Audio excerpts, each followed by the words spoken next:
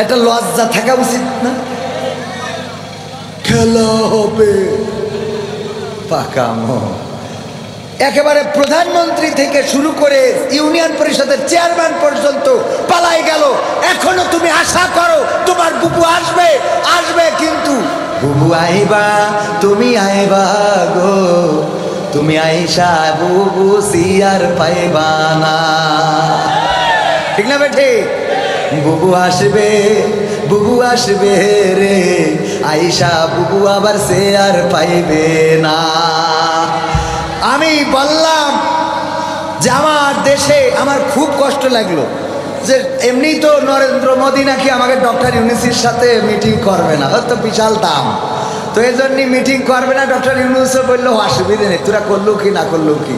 পরে কি থাইল্যান্ডে ঠিকই নরেন্দ্র মোদী সহ ওনার সাঙ্গপাঙ্গরা যে বসে আছে, ডক্টর ইউনূস মানে আমাদের অফিসার যখন ঢুকলো বলছে ওম শান্তি নমঃ। ঠিক না বেঠে? ছাত্ররা ক্লাসে অপেক্ষায় থাকে না স্যার ক্লাসে অপেক্ষায় থাকে? কার অপেক্ষায় থাকে? স্যার যখন ঢোকে ছাত্ররা উঠে দাঁড়ায় না, বসে থাকে। আমরা ভিডিওর মাধ্যমে কি সেটা দেখেছি? পাকামো ডক্টর ইউনূস তো চেনো না, পাগল। ওর আবুল হায়াত আল্লাহ বাড়াই দিক, বলে না আমি, ওর আবুল হায়াত আরো দরকার। ঠিক না বেঠে? শুধু তাই না, ওম শান্তি নমঃ নমঃ করেই ক্ষান্ত হয়নি। আমার ডক্টর ইউনূস একটা কাজ করলো, আমার খুব খারাপ লেগেছে। যে আমার মনে হয় কি বলেছি, ইংরেজিতে বলেছ তো আমি অত ভালো বুঝবো না, তবে বাংলা হলে এরকম হতে পারে যে শেখ হাসিনা সরকার আমাদের বারবার দরকার, কারণ সে পদ্মা সেতু করেছে, মেট্রো রেল করেছে, তারপরে আপনার এই যে রোহিঙ্গাদের এই নিতে আমাদের এখানে খাতি দেয়, তারপরে যে টানেল করেছে, এক্সপ্রেস ওয়ে করেছে, এক্সিভেটেড ওয়ে, এইসব অনেক কিছু করেছে, বিমান, এয়ারপোর্ট সব করেছে। তা আমাদের উন্নয়নের জন্য শেখ হাসিনার আবার একটু দরকার। ঠিক না বেঠিক? আবার একটু দরকার, কারণ জয়শঙ্কর বলেছে আমাদের দেশের সবচেয়ে কল্যাণ চায় নাকি ভারত। শুনেছেন কিনা আপনারা? জয়শঙ্কর বলেছে আমাদের দেশের কল্যাণকামী নাকি সবচেয়ে অন্য দেশের তুলনায় বেশি হইল ভারত। এই জন্যই আমার কথা হইলো, যদি এত কল্যাণকামী হোস তাহলে আমাদের দেশে যেই নেত্রী এত উন্নয়ন করলো, ওর আব্বা দেশ দিয়ে গেল, সেই নেতৃত্বরা নিয়ে গেলি কই আন্দাজ? আমাকে দরকার আছে না নাই? ডক্টর ইউনূস বললো তুই আমাকে কারেন্ট দিবি না, আদানির কারেন্ট বন্ধ করে দে, তুই আমাকে পানি দিস নে, অসুবিধে নেই। মানে অসুবিধা নেই বলিনি, বলিস এগুলো তো দিতে হবে, তাও যদি না দিস, গরু দিবি না, অসুবিধা নেই, পেঁয়াজ তোর ওই আলু ও না দিলেও কোনো অসুবিধা নেই, কিন্তু আমাকে নেতৃত্ব দে। ঠিক না বেটি? কিন্তু দাদার কথা হইলো না, পাইছি যখন ছাড়বো না, মানে ওই যে অনেক সাধনার পরে আমি পেলাম তোমার মন, কথা কই না, সাধনার পরে, অনেক সাধনার পরে। হ্যাঁ, সময় তো আর 5 মিনিট আছে, 11টার মধ্যে না, অনেকের পরীক্ষা আছে, যুবকরা আসছে, তো আর কথা না বাড়ানো ঠিক হবে। 5 মিনিটে মোনাজাত করে দিই। হ্যাঁ না, এই কয় খেলা হবে বাবা রে। আমার আবার একটা জিনিস যে আমার এই ছোট মাহফিল হইলে আমার আবার ওয়াজ ভালো হয়। মানে কেন জানেন? কেন জানেন? মানে এনে তো জানাওয়ালা লোক কম, এই জন্য ওদের মধ্যে মনে হয় যে আমি সেরা, কিন্তু লোক যখন বেশি হয়ে যায় তখন আমার ভয় করে যে এর মধ্যে না জানি কোন মালটা আছে। সমস্যা সমস্যা, আল্লাহ আমার হেদায়েত করুক, বলে না আমি আর এখন মানসির হেদায়েত চাই না, আমার চাই। যাই হোক, কথা কত বলবো, কত গান তো মনে চাই বলতে। মা বোনেরাও আছে পর্দার অন্তরালে, হ্যাঁ ওনারাও তো শুনতে চায়। আর সামনে পুরুষ থাকার কারণে মা বোনীদের ওয়াজ তেমন করাই হয় না। আবার মা বোনীদের ওয়াজ করবো কি? আজকে পয়লা বৈশাখে আমার কোনো পুরুষই দেখলাম না যে সেইরকম সাজুগুজু করিয়ে লিপস্টিক দিয়ে টিপ পরে ঘুরে বেড়াচ্ছে। কিন্তু মা বোনীদের জন্য মোট মনে হইলো যে বৈশাখ মাস না আসলেই ভালো হইতো। ঠিক না বে ঠিক? সাজুগুজু আছে না নাই? আরে বাবা, আছে মানে কি, লিপস্টিক মাইরি আবার এমনি তার কাটার বেড়া, কালো করি আবার এমনি তার কাটার বেড়া দেখে যে এইটা হইল সীমানা পড়া, এনতে বেনাপোলে শুরু। আরে বাবা, মেকআপ করেছে তো করেছে, এমন করা করেছে যে চামড়া ফরিয়াদ করে, আল্লাহ আমার অপরাধটা। আমার তো একটা মান সম্মান আছে, আমার তুমি আল্লাহ কালো বানাইছাও তাই বলে এত ঢাকবে, কথা কয় না। ওর একটা মান সম্মান আছে না, চামড়া ঢেকিস তো ঢেকিছে, আবার এনে সুন্দর করে এটা লাল মেরি থই। হ্যাঁ হ্যাঁ দেখি, আর বাবা যুবকরা দেখি মনে করে এইটা ছাড়া আর কোনো রাস্তা নাই। তারপরে এইবার বিয়ে করে এই নে পাশের রাতে ঘুমটা খুলি কয় আমার জীবনের অনেক সাধনা ছিল, আমি সেটা পেয়েছি। আর সকালে কি বলে বলবো, সকালে ওদের ঘটে এরকম, এই যে একজন বিয়ে করার পরে একটা আইফোনের 16 Pro Max বক্স নিয়ে গেছে আমাদের জিকরগাছা বিউটি পার্লারের মালিককে দেওয়ার জন্য। বলছে আমার এটা কিসের জন্য নিয়ে আসছেন? বিউটি পার্লারের মালিক বলতেছে, কয় আপনি গতকাল নার্গিস বেগম নামের একটা মেয়ে সাজিয়ে দিলেন। হ্যাঁ বলে ওইটা আমার ওয়াইফ। ও আপনার ওয়াইফ? তো আপনি এটাতে এটা আপনাকে গিফট করলাম আইফোন 16 Pro Max। তো ও তো আনন্দে পাওয়া, এত দামি জিনিস তো জীবনে কোথায়, প্রায় 2 লাখ টাকা দাম, খুব খুশি। পরে গিফট বক্স খুলি দেখে কি এর আইফোন 16 Pro Max, ওর মধ্যে রয়েছে নোকিয়া 1100 গাডার মারা। শুধু গাডার মারা না, আবার ওই গাডারের নিচ দিয়ে এরকম একটা সিরকুট লিখে মারি থিয়েছে যে এখন কেমন লাগে এখন। কারণ গতকাল রাত্রে তুমি যেই মালডারে সাজাই আমারে দিছিলা, ওইটা তো বাসর রাতে ঘুমটা তুলি দেখি যে পরিমণির খেলায় তো সকালে গোসলের পরে তো দেখি যে নোকিয়া 1100 বাটন দুটো খাওয়া, গাডার মারা, বাটনেও কাজ করছে না।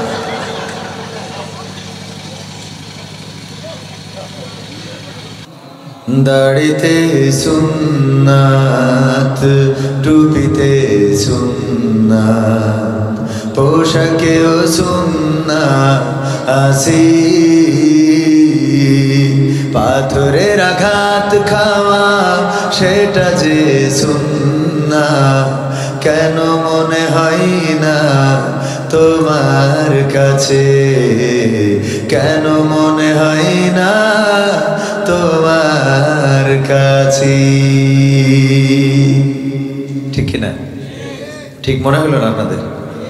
আর একটু জোরে বলা যাবে? দাড়িতে সুন্নাত, টুপিতে সুন্নাত, পোশাকেও সুন্নাত আসি, পাথরের আঘাত খাওয়া সেটা যে সুন্নাত, কেন মনে হয় না তোমার কাছে, কেন মনে হয় না তোমার কাছে? নবীর প্রেমে তুমি দাওয়াতে তাবলীগ ধারণ করেছ বুকে, সেই তুমি আজ কেন জুলুমের প্রতিবাদে আওয়াজ তোলো না মুখে? নবীর প্রেমে তুমি দাওয়াতে তাবলীগ ধারণ করেছ বুকে, সেই তুমি আজ কেন জুলুমের প্রতিবাদে আওয়াজ তোলো না মুখে?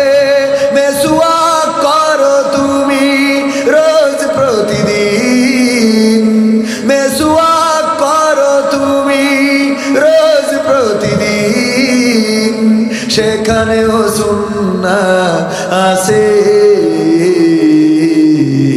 পাথরের আঘাত খাওয়া, মাঝে মাঝে জেলে যাওয়া সেটা যে সুন্নাত, কেন মনে হয় না তোমার কাছে, কেন মনে হয় না তোমার কাছে? মিলাদুন নবীতে বড় সোচ্চার তুমি, নাকি দেখানো লোক? সেই তুমি জানলে না আমার রাসূল ছিলেন সফল রাষ্ট্রনায়ক। ঠিক না বেঠিক? আপনাদের কষ্ট হয়ে যাচ্ছে? আওয়াজ দেওয়া যাবে ঠিক না বেঠিক? মিলাদুন নবীতে বড় সোচ্চার তুমি নাকি দেখানো লোক সেই তুমি জানলে না আমার রাসূল ছিলেন সফল রাষ্ট্রনায়ক ওহুদের ময়দানে দাঁত ভাঙা ঘটনা ওহুদের ময়দানে দাঁত ভাঙা ঘটনা তোমার কিতাবে কি আছে পাথরের আঘাত খাওয়া মাঝে মাঝে রিমান্ডে যাওয়া সেটা যে সুন্নাহ কেন মনে হয় না তোমার কাছে কেন মনে হয় না তোমার কাছে ঠিক বললাম না ঠিক বললাম এখানে স্টেজে যাদেরকে দেখছেন আমার মাহবুবুর রহমান ভাই উপজেলা কর্ম পরিষদ সদস্য জীবনে জেল খেটেছেন মামলা আছে ছিল আমার সাইফুল ভাই মামলা আছে কারাগারে নির্যাতন সহ্য করেছেন এমনি ভাবে ইসলামী আন্দোলনের নেতাকর্মী যারা আছে জেল খেটেছেন জুলুম নির্যাতন সহ্য করতে হয়েছে সর্বশেষ অনেকের ফাঁসিতে ঝুলে এই পৃথিবী থেকে বিদায় নিতে হয়েছে বলেন ঠিক কিনা আর একদল আছে যারা সুন্নাহ মানে মেসওয়াক করে দাড়ি রাখে টুপি পরে পাঞ্জাবি জুব্বা গায়ে দেয় ছোট্ট ছোট্ট চুন্না ভাত খাওয়ার শেষে মিষ্টি খাওয়া সেটাও ছাড়ে না কিন্তু আমার ফিলিস্তিনের ভাইয়েরা মরছে একটা দিন রাজপথে তাদের কোনো ভূমিকা আছে না নাই তাদের জন্য দোয়াও করতে চায় না ওগো আমার ভাইয়েরা ইসরায়েল শুধু ফিলিস্তিনি দখল করছে না আজকের খবর হলো সিরিয়াতেও তারা হামলা শুরু করেছে সিরিয়াও দখলে নিতে চায় মুসলমানেরা ঘুমায় অলস অলস সময় পার করে মুসলমানেরা এতটাই অলস হয়ে গেছে ওই একটা শ্রেণী কক্ষে যেমন টিচার বলেছিল তোমাদের মধ্যে অলসকে হাত উঁচু করো আমি পুরস্কার দেব সবাই হাত উঁচু করেছে একজন করে নাই বলল কি ব্যাপার তোমার কি পুরস্কারের দরকার নাই যারা অলস সবাই তো হাত উঁচু করেছে পুরস্কারের জন্য তুমি করো নাই কেন কয় স্যার ওইটা করে কিনা ওইটা করে কিনা তার মানে অলস কোনটা মুসলমানদের অবস্থা এইটা রাজপথে থাকবে কে মিছিল করবে কে মিটিং এ যাবে কে আজকে পহেলা বৈশাখ পালন হয়েছে আমার যুবকেরা তরুণের আগে পহেলা বৈশাখে পান্তা ইলিশ দিয়ে শুরু করতো বিভিন্ন নাচ গান ডিজে বাজাতো আহারে এবার কিন্তু সেটা তেমন একটা হয় নাই ঠিক না আছে না সেটা তো নাই বরং ফাঁসিবাদের মূর্তি দেখানো হয়েছে ওই মূর্তি বানানোকে কেন্দ্র করে আবার আগুন লাগিয়েছিল কোন আল্লাহর বান্দা পরহেজগার ওলিয়া উলিয়া রাতের অন্ধকারে যে আগুন লাগিয়েছে এখন প্রতিটা মিছিলে মিছিলে ফাঁসিবাদের প্রতিকৃতি আছে না নাই যারা অন্যায় করবে জুলুম করবে তাদেরকে এইভাবে আল্লাহ পৃথিবীতে তারা বেঁচে থাকতেই দেখে গেল লাঞ্ছনা কাকে বলে ঠিক না বেঠে লাঞ্ছনা কাকে বলে তারা পৃথিবীতে থাকতেই দেখে গেল আর যারা আল্লাহর পথে চলে রাসূলের পথে চলে যারা দ্বীনের পথে চলে তারা এতটাই প্রশান্ত আত্মা দুনিয়ার পরে থাকতেও তাদের কেউ দমাতে পারে না দুনিয়ার পরে থাকতে তাদের কোনো দুশ্চিন্তা গ্রাস করে না দুনিয়ার পরে থাকতে তারা দুশ্চিন্তাগ্রস্ত হয় না আর মারা যাওয়ার সময় নিশ্চিন্তে মারা যায় বলেন ঠিক কিনা প্রমাণ আছে না নাই মতিউর রহমান নিজামী রাহিমাহুল্লাহ নাম শুনেছেন কিনা কে ছিলেন বাংলাদেশ জামাত ইসলামীর মুহতারাম সাবেক আমির মতিউর রহমান নিজামী হাফিজাহুল রাফি রাহিমাহুল্লাহ বললেন ও আমার সন্তানেরা আমি ফাঁসির কাস্টে যে ঝুলবো আমি কি পরে যাব লুঙ্গি পরে যাব নাকি পায়জামা পরে যাব আমার কবর দেওয়ার জন্যে পাবনা সাথিয়াতে যাবে কে তোমাদের মাকে সাথে নিও না অনেক দূরের রাস্তা জার্নি নিতে ক্লান্ত হবে অসুস্থ হয়ে পড়বে সুতরাং তোমাদের মাকে সাথে নিও না কবর খনন করার জন্য কারা যাবে আমার দাফন কাফনের জন্য ঢাকা থেকে কারা যাবে এমন ভাবে সুন্দর করে নিশ্চিন্ত মনে এমন কথা বলতে পারে তারা আর কেউ নাই তারা আর কেউ নয় যারা আল্লাহর কাছে নিজেদেরকে নিবেদন করে দেয় যারা বলে ইন্না সলাতি ওয়া নুসুকি ওয়া মাহইয়ায়া ওয়া মামাতি লিল্লাহি রাব্বিল আলামিন যারা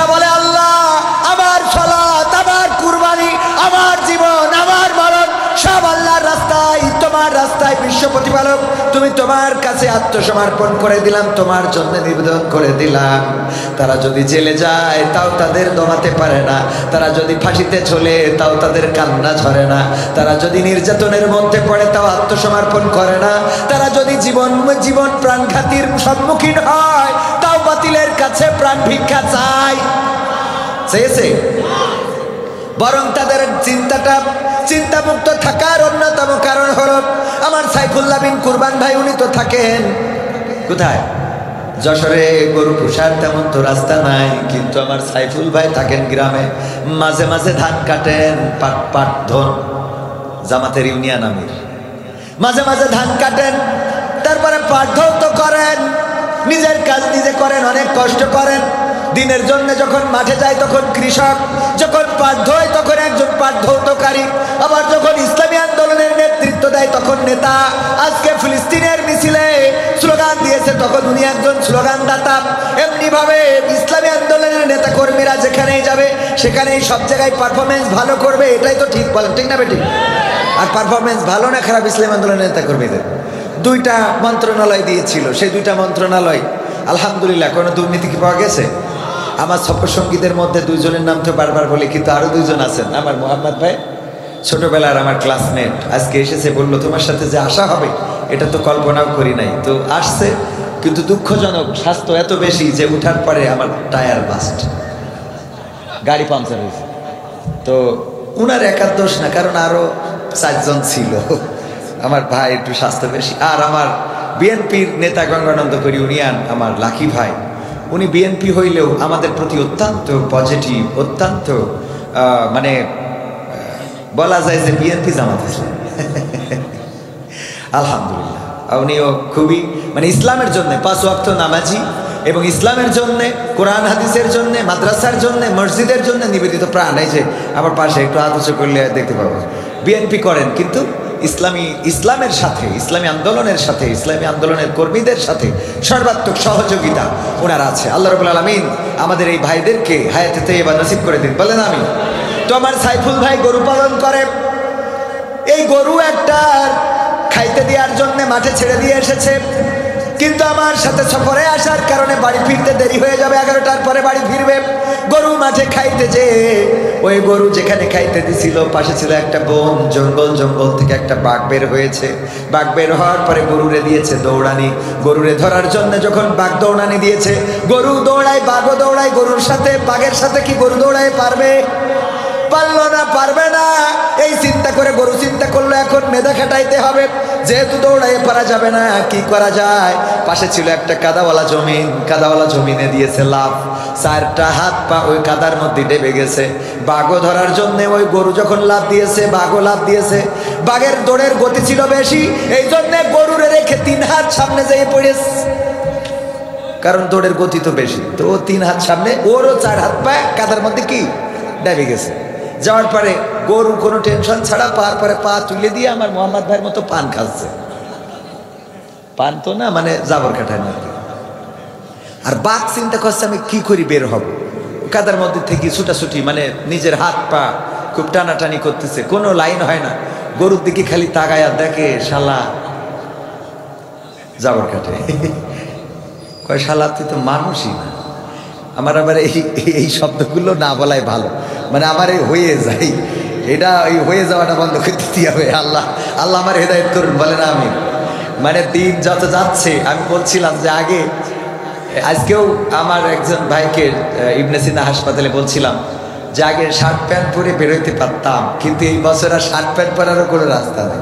মানে দিন যত যাচ্ছে তত শার্ট প্যান্ট পরা তো হারাম, কিন্তু মানে পরিবেশ, সামাজিকতা, বর্তমান সিচুয়েশন আমাকে আর শার্ট প্যান্ট এগুলার পরতে দিচ্ছে না। তো এই জন্য আমি যে কথাগুলো বলি, এই কথাগুলো আসলে সময় আসছে যে আর বলা হবে না। যে সময় আসছে সেই কথাগুলো আর বলা যাবে না। তো যাই হোক, এখন মানে বাঘের তো মেজাজ খারাপ হয়ে গেছে, এই জন্য এই কথাটা বলেছে আর কি, ধরে নেছে যে শালা তুই তো মানুষই না। কেন? বা গরু বলছে ভাই কে কি হয়েছে? কি হয়েছে মানে এই কাদার মধ্যে তুই দিলি লাভ, আমি যদি তোরে ধরতাম তাইলে আমি খাতাম, এটা ঠিক, তুই মারা যেতিস, কিন্তু আমি তো বাঁচতাম। আর তুই যদি দৌড় দিয়ে পালাই যাতিস তাহলে তুইও বাঁচতিস, আমিও বাঁচতাম, দুইজনে বেঁচে থাকতাম। কিন্তু আকামটা করলি কি, কাদার মধ্যে দিছিস লাভ। এমন কাদা, ওই যে ইঁদুর মারার জন্য যে আঠা দেখেন না বইয়ের মতো মেলায় রাখতে, মানে ওতে পড়লি ও ওতে আরো জড়ায়। তো এই কাদার মধ্যে দিছিস লাভ। এখন না তুইও বেড়াইতে পারবি, আমিও বেড়াইতে পারবো। তো গরু বলতে, তা ভাই অসুবিধা কি? তো বাঘের মেজাজ আরো খারাপ হয়ে যাওয়ার কথা না। অসুবিধা কি মানে? বলছে স্যার কোনো অসুবিধা এই কাজ নেই। আমার দুঃখ হইল যে এই বিপদের মধ্যে আমি যখন চিন্তায় আমার টেনশন বেড়ে যাচ্ছে, মানে চিন্তায় টেনশন বেড়ে যাচ্ছে আর কি, সেই সময় তুই জাবর কাটাচ্ছিস কই না আন্দাজে, এটা কত? গরু বলছে বাঘ, ও গো বাঘ ভাই, তোমারে যদি আমি ওয়াজ করে শোনাই তাহলে বুঝতে পারবা কি ওয়াজ। ও গো বাঘ, তুমি থাকো বনে আর আমি থাকি কোথায়? আমি থাকি লোকালয়ে, আমি থাকি মানুষের মধ্যে, সমাজের মধ্যে। আমি একজন মানুষের গোলাম, আমি একজন মানুষের কাছে আমার মাথাটা নত করেছি। আমি সাইফুল ইসলামকে বলেছি, ইন্না সালাতি ওয়া নুসুকি ওয়া মাহইয়ায়া ওয়া মামাতি লিল্লাহি রাব্বিল আলামিন। আমি আমার মালিক সাইফুলকে বলেছি, ওগো সাইফুল ইসলাম, আমি আমার নাঙল টানা, আমি আমার গাড়ি টানা, আমি আমার জোয়াল টানা, আমি আমার বাসুই দিয়া, আমি আমার দুধ দিয়া, আমি আমার বাসুর দিয়া সব তোমার জন্য কুরবানি করে দিলাম। আয়াতের অর্থ বুঝেছেন তো? গরু কি বলিছে? আমার নাঙল টানা, আমার জোয়াল টানা, আমার গাড়ি টানা। তুমি যদি বলো ডাইনে তাহলে আমি ডাইনে যাব, তুমি যদি বলো বামে আমি বামে যাব। এমনকি আমার সাইফুল, আমার মালিক, উনি যদি আমার জবাই দেওয়ার জন্য নিয়ে যেয়ে খুঁটির সাথে বেঁধে রাখে, একটা গরুরে যেখানে কুপাবে ওই জায়গায় আমার বাইরে রাখলো, আমি বসে জাবর কাটাবো। কথা কয় না? ওখানে বসে গরু জাবর কাটাই কিনা? কারণ ওর সন্তুষ্ট মানে মালিকের সন্তুষ্ট, মালিক সন্তুষ্ট মানে ও সন্তুষ্ট, ঠিক না বেঠিক? গরু নিবেদিত প্রাণ মালিকের কাছে সঁপে দিয়েছে, আত্মসমর্পণ করেছে, বলেছে ইন্না সলাতি ওয়া নুসুকি ওয়া মাহইয়ায়া ওয়া মামাতি লিল্লাহি রাব্বিল আলামিন। গরু বলিস আমার নাঙল টানা, জল টানা, গাড়ি টানা, এমনকি আমার যেদিন জবাই করি ভাগাই দিবা, সব তোমার জন্য। এই জন্য গরুর টেনশন নেই। কেন টেনশন নেই? বলছে ওগো বাঘ ভাই, এই জন্যে আমার মালিক সাইফুল ইসলাম উনি মাহফিলে গিয়েছে কবির বিন সামাদের সাথে। রাত্রে বাড়িতে এসে গোয়াল ঘরে টস মেরে যখন দেখবে আমি নাই, তখন কি করবেন? উনি চলে যাবেন, আসবেন আমার খোঁজার জন্য মাঠের মধ্যে লাইট মেরে, যখন 5 ব্যাটারির লাইট মেরে খুঁজবে, খুঁজতে খুঁজতে কাদার মধ্যে আমারেও দেখবে, তোমারেও দেখবে। দেখার পরে উনি ইউনিয়ন আমির, উনার সাথে বিএনপিরও সক্ষতা আছে, লাকি ভাইয়ের নেতৃত্বে আর উনার নেতৃত্বে মাহবুবুর রহমান সহ সব গড়ে এসে আমারে তুলে নিয়ে যাবে, আর তোমার এইখানে পিটাইয়ে কবর দিয়ে তারপরে বাড়ি যাবে। এইবার বলো আমি জাবর কাটাবো না তুমি কাটাবা? ঠিক না বেঠে? আমি জাবর কাটাবো এই জন্যই, কারণ আমি একজনের কাছে আমাকে সমর্পণ করে দিয়েছি, আমি আত্মসমর্পণ করেছি। যেমন আত্মসমর্পণ করেছিল ইব্রাহিম আলাইহিস সালাম, বলেছিল ইন্নী ওয়াজ্জাহতু ওয়াজহিয়া লিল্লাযী ফাতারাস সামাওয়াতি ওয়াল আরদ হানিফা ওয়া মা আনা মিনাল মুশরিকিন। ওগো আল্লাহ, আমি সমস্ত দিক থেকে আমার মুখটা তোমার দিকে ঘুরাই দিয়ে ঘোষণা করে দিলাম আমি কোনো মুশরিকদের সাথে নেই। ইব্রাহিম আলাইহিস সালাম আত্মসমর্পণ করেছিলেন। এমন আত্মসমর্পণকারী হওয়ার দরকার আছে না নাই? আপনারা রাজি আছেন ইনশাআল্লাহ? আমি আলোচনা করতে চাই সূরা তাহার 55 নম্বর আয়াতে কারিমা তেলাওয়াত করেছি। সূরাটা মাক্কি সূরা, নাজিল হয়েছিল এমন সময় যেই সময় আল্লাহর নবী দ্বীনের দাওয়াত দিতে পারতেন না বলে ফরিয়াদ করেছিলেন, ওগো রব, তুমি যদি ইসলামের মধ্যে আবু জাহেল, আবু লাহাব, উতবা, সাইবা, মুগিরা, অথবা তুমি যদি ওমরের মতো একজন ব্যক্তিকে ইসলামের জন্য কবুল করে নিতে, তাইলে তোমার ইসলামের ভাগমর্যাদা বেড়ে যেত। এই দোয়া যেই সময় আল্লাহর নবী করেছিলেন সেই সময় এই সূরাটা নাজিল হয়েছিল। সূরার নাম কি? সূরা তাহা। সূরার নাম কি? সূরা তাহা। এই সূরার 55 নম্বর আয়াত আমরা তেলাওয়াত করি, সবাই পড়েন। মিনহা খালাকনাকুম ওয়া ফিহা নুঈদুকুম ওয়া মিনহা নুখরিজুকুম তারাতান নুখরা। কোথায় পড়ি আমরা বলেন? আমরা যে কবরস্থানে পড়ি কোন কারণে পড়ি? কিসের কারণে? ওই কবরস্থানের ওই মানুষটার এই আয়াতটা ওখানে পড়তে হবে কেন? আমি এটা খোঁজার জন্য, আমার এক খালু মারা যাওয়ার পরে হঠাৎ চিন্তা হলো আমি একটু তাইলে খুঁজে দেখি যে এই আয়াতটা আসলে ওখানে কেন পড়া লাগবে।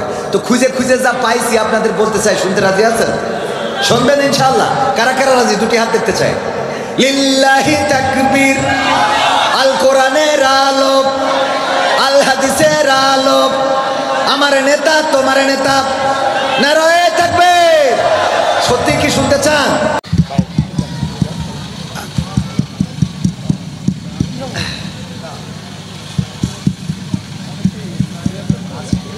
আমাদের মাহফিল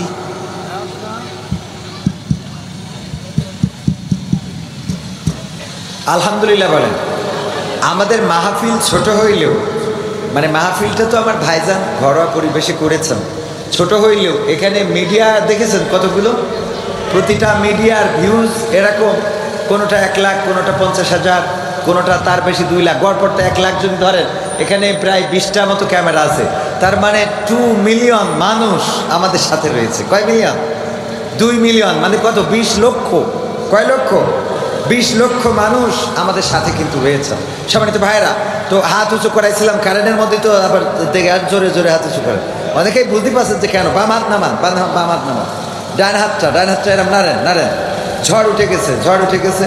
সুতরাং এই ঝড়ের মধ্যে আমরা কিছু ঝড়োভাবে কাজ করতে চাই। সেটা হলো হাতটা মুট করতে হবে, মুট করে নিজের পকেটে না থাকলে পাশের পকেটে ঢুকাই দেয়। নিজের পকেটে যদি না থাকে তাইলে কি পাশের পকেটে ঢুকান, ঢুকায়ে যে যা পারেন। আজকে এই আয়োজনে একটু খরচ রয়েছে, এই খরচটা আমরা আমাদের কারা দেবে? আমরাই দেব। তো এই জন্যে আমিও ব্যক্তিগতভাবে আমি আল্লাহ বলেছি আইয়ুহাল্লাযীনা আমানু লিমা তাকুলুনা মা লা তাফআলুন, ওগো ইমানদারের এমন কথা বলো না যা তোমরা কাজে করো না। আমি চাবো, আমি দেবো না, তাহলে আল্লাহ আমার বাটাম টানবে না? তো আমি 500 টাকা দিলাম, আল্লাহ দানকে কবুল করুন। আপনারা 500, 100, 1000, 2000, 2 লাখ, 2 লাখ তো নিয়ে আসার কথা।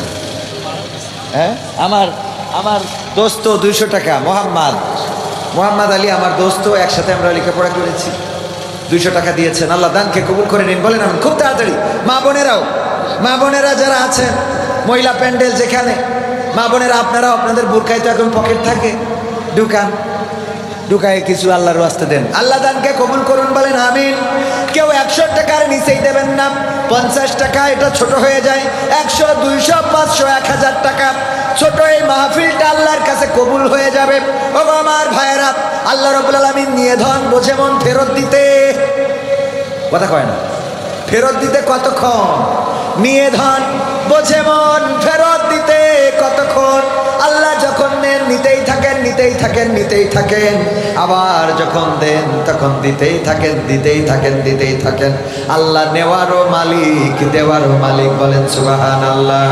আল্লাহর কাছে সম্পদের কি অভাব আছে? না, সম্পদের অভাব নাই। আল্লাহ যাকে চান তাকে পরিমিত রিজিক দান করেন।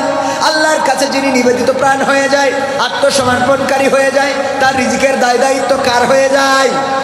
পৃথিবীতে আল্লামা সাঈদীর সুন্দর একটা বয়ান রয়েছে, আপনারা জানেন, সুন্দর করে বলেছে, সকালবেলায় পাখিগুলো বাঁশবাগানে কিচির মিচির করে ডেকে আল্লাহর প্রশংসা আদায় করে চলে যায়, বিকালবেলা আল্লাহ রাব্বুল আলামিন তাদেরকে খাইয়ে পেট ভরিয়ে আবার ওই বাঁশবাগানে ফিরিয়ে দেয়। সুবহানাল্লাহ বলবেন না? ওই পাখির রিজিকের চিন্তা আমরা কি করি? নদীর মাছের রিজিকের চিন্তা আমরা কি করি? কুত্তার রিজিকের চিন্তা কি আমরা করি? না, করি না। যেই কুত্তা বেঁধে রাখা হয় সেই কুত্তার খাবার দিতে হয়, কিন্তু যেই কুত্তা এড়া খেয়ে বেড়ায় ওই কুত্তার খাবারের অভাব দুনিয়ায় হয়। হয়েছে? অভাব হয় না। ও আমার ভাইয়েরা, জঙ্গলে কত বাঘ, কত ভাল্লুক, কত উল্লুক, কত বানর, কত হরিণ, কত হনুমান, কত প্রাণী, হাজার হাজার লাখো লাখো প্রজাতির প্রাণী জগৎগুলো মিডিয়ায় দেখলে বোঝা যায় আল্লাহ কত রকম প্রাণী সৃষ্টি করেছেন। এই প্রাণীগুলোর রিজিক ডক্টর ইউনূস দেয়, কথা কয় না? দেয়। ডক্টর ইউনূস মানুষরাই তো খাওয়াইতে পারে না, মানুষের খাওয়াইতে পারে না। পয়লা বৈশাখে আমার বিএনপির নেতারা বলতেছে, পয়লা বৈশাখে সবাই দাবি হইলো নির্বাচনটা যেন তাড়াতাড়ি হয়। নির্বাচনটা কি মানে আমাদের এখন ভাই, আমাদের কাজ হইলো যাই হোক তাই হোক, ওর মধ্যে নির্বাচন ঢুকতেই হবে। মানে অবস্থাটা হয়ে গেছে, একজন বাজারে যাচ্ছে গরু কিনতে, কুরবানি দেবে, তা গরু তা যাওয়ার সময় বলছে, বউ যাচ্ছি। তা বলছে ওইরকম ক্ষতি হয় না। তা বলছে কি ক্ষতি হয়? বলছে বলো যাচ্ছি ইনশাআল্লাহ। দেখো ইনশাআল্লাহ বলার কোনো দরকার নেই, পকেটের টাকা, কিনবো গরু। তো এত ইনশাআল্লাহ বলার কি আছে? তো গরুর হাটে যেয়ে গরু কিনতে যেয়ে দরদাম ঠিক করা হয়ে গেছে, গরুটা নেবে, পকেটে হাত দিয়ে টাকা দেবে, দেখে মাল নেই। তো চারিদিকে হাতায়, কোনো দিকে নেই, কি ব্যাপার? টাকা, গরুর যে বিক্রেতাও বলতেছে ভাই টাকা বের করেন। বাবারে ইনশাল্লাহ তো পকেটে টাকা ছিল। তা বলছে তা কি হয়েছে? বলছে ইনশাল্লাহ মনে আছে পকেট মাইনি। তা বলছে তাহলে তো গরু হবে না। তা বলছে তাহলে ইনশাল্লাহ বাড়ি যেতে হবে। বাড়ি যেয়ে স্ত্রীর কাছে যখন সামনে গেছে, গরু না কিনে নিয়ে, মুখটা তো একেবারে কাচুমাচু, ঠিক কিনা? রান্নাঘর থেকে স্ত্রী বেরোয় বলছে গরু কই? বলছে ইনশাল্লাহ গরু ঠিক হয়ে গেছে। তা বলছে তারপর? বলছে ইনশাল্লাহ গরু দরদাম করা হয়ে গেছে, তারপর ইনশাল্লাহ টাকা দেব। তারপর ইনশাল্লাহ পকেটে হাতে দেখি টাকা নেই। কেন? ইনশাল্লাহ সেটা পকেট মেনেছে। তা বলছে তাই এখন এত ইনশাল্লাহ বলছো কেন? বলছে ইনশাল্লাহ আমি ইনশাল্লাহ বলবো। তো তোর ইনশাল্লাহ আমি ইনশাল্লাহ বলবো, তা তোর কি? তো আমার ভাইজানেরা, নির্বাচনের দরকারও আছে না নাই? এই দেশটারে গড়ার জন্য নির্বাচিত সরকারের দরকার আছে। কিন্তু বর্তমান যে সরকার, ডক্টর ইউনূস, তার হাতকেও শক্তিশালী করা দরকার। ফ্যাসিস্টদের পতন ঘটানোর পরে এই দেশে ষড়যন্ত্র চলেছিল। শাহবাগে এক এক নামে, কখনো রিক্সা লীগ, কখনো শ্রমিক লীগ, কখনো ইজি বাইক লীগ, কখনো ব্যাটারি লীগ, কখনো আনসার লীগ, কখনো পুলিশ লীগ, কখনো ভিডিপি লীগ, কখনো ফকির লীগ, কখনো কুত্তা লীগ। সব যে কুত্তা লীগ মানে ওই যে শাহবাগী লীগ, ঠিক না বেঠিক? গাঞ্জা খোরেরা যে এক এক সময় এক এক আন্দোলন করেছে না করে নাই? যদি ডক্টর ইউনূসের মতো রাষ্ট্রপ্রধান এখন না থাকতেন, তাইলে টেনে হিসড়ে ওখান থেকে নামানো হতো, বলেন ঠিক না? ডক্টর ইউনূস একজন আন্তর্জাতিক ব্যক্তিত্ব, এমন ব্যক্তিত্ব যে তিনি শুধুমাত্র কয়েকদিন আগে বলছিলাম যে ওবায়দুল কাদের থাকলে বলতো কত খারাপ জাতিসংঘের মহাসচিবকে রোহিঙ্গা বানিয়ে ছেড়েছে, ঠিক না বে ঠিক? কত খারাপ যে জাতিসংঘের মহাসচিব, যার সাথে দেখা করার জন্য আমার দেশের সরকার সুযোগ পায় না অতীতে, আর বর্তমান রাষ্ট্রপ্রধান, প্রধান উপদেষ্টা, তিনি জাতিসংঘের মহাসচিবকে বাংলাদেশে নিয়ে এসে রোহিঙ্গাদের জনপদে পাঞ্জাবি পরে রোজা রাখায় ইফতার করাই ছেড়ে দিয়েছে। যে তুই হিন্দু হয়ে রোজা থাকতে হবে, ঠিক না বে ঠিক? রোজা রাখায় ইফতার করে, তারপরে বাড়ি পাঠাই দিয়েছে, এইবার যাও, যাবারও করিবে না। শুধু তাই নয়, যে চীনে সফর দিয়েছিল ফ্যাসিস্ট সরকার, 4 দিনের সফরকে শর্ট করে 3 দিন করে চলে আসতে হয়েছিল, কারণ চীনের প্রধানমন্ত্রী তাকে শিডিউল দেয় নাই, তার সাথে দেখা করার জন্য সুযোগ দেয় নাই। আর আমার দেশের বর্তমান প্রধান উপদেষ্টাকে স্পেশাল বিমান দিয়ে তাদের দেশে নিয়ে যে আপ্যায়ন শুরু করে নাই, বরং তারা আমাদের জাহাজ দিয়েছে, $2.1 বিলিয়ন সহযোগিতা, বিনিয়োগ এবং আমাদের ঋণ দিয়েছে। তারপরে এখানেই ক্ষান্ত না, আমাদের অন্যান্য উপকরণ 2028 সাল পর্যন্ত শুল্কমুক্ত বাণিজ্য সুবিধা সব কিছু আমাদের করে দিয়েছেন। আমাদের আজকে দেখলাম সংসদ ভবনের পাশে চীন থেকে এসে ড্রোন প্রদর্শনী হচ্ছে। কি প্রদর্শনী? ড্রোন প্রদর্শনী, যা আমাদের দেশের মানুষ কল্পনাই করে। কথা কয় না? আমাদের দেশের মানুষ বিজ্ঞান নিয়ে কল্পনা করে? আমাদের দেশের মানুষ কল্পনা করে চার দোকানে চিনি কেন কমে গেল, বলছে তোর টাকা দিই না, তুই চিনি আর একটু মেরি গুলাই দে, ও চিনি দিয়ে তা গুলাই নিয়ে খায়, এ নিয়েও গোলমাল। এই গবেষণা চলে এইটা যে ওর দোকানে চিনি কম, এর দোকানে চিনি বেশি। এই ছাড়া আমাদের আর কিছু আছে বলেন? নাই, আমরা আর কিছু করি না ভাইয়েরা আমার। তো এই জন্য ডক্টর ইউনূসের সরকার বাংলাদেশে কিছুদিন দরকার আছে না নাই? কিছু সংস্কার দরকার, কিছু উন্নয়ন দরকার। এই দেশে আলেম ওলামারা, আপনারা দেখেছেন গত 12 তারিখে ডক্টর মিজানুর রহমান আজহারি, শায়েখ আহমদুল্লাহ, মুহতারাম জামাতের সেক্রেটারি জেনারেল মিয়া গোলাম পরওয়ার সহ সব এক কাতারে এসেছে।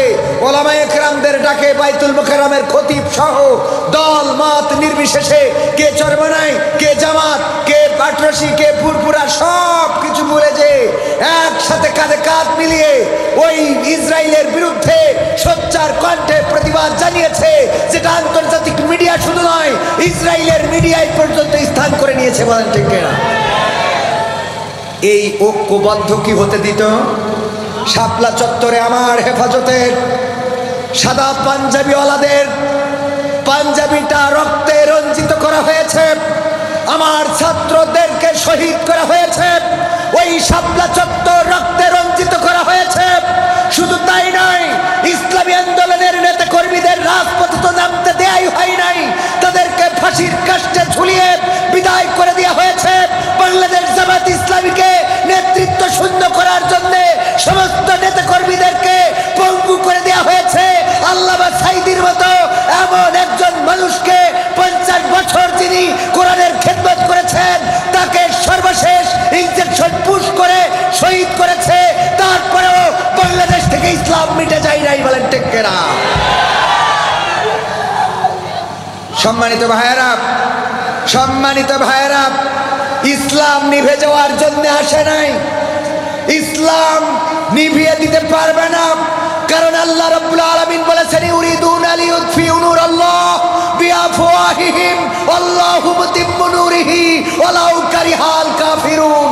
আল্লাহ বলেছে ওরা চায় মুখের ফুৎকার দিয়ে দ্বীনের আলোকে নির্বাপিত করে দেবে, কিন্তু আমি আল্লাহ চাই ইসলামের আলোকে প্রজ্বলিত করে রাখবো, যতই তাদের কলিজার মধ্যে জ্বালা পোড়া হোক না কেন। বলেন সুবহানাল্লাহ।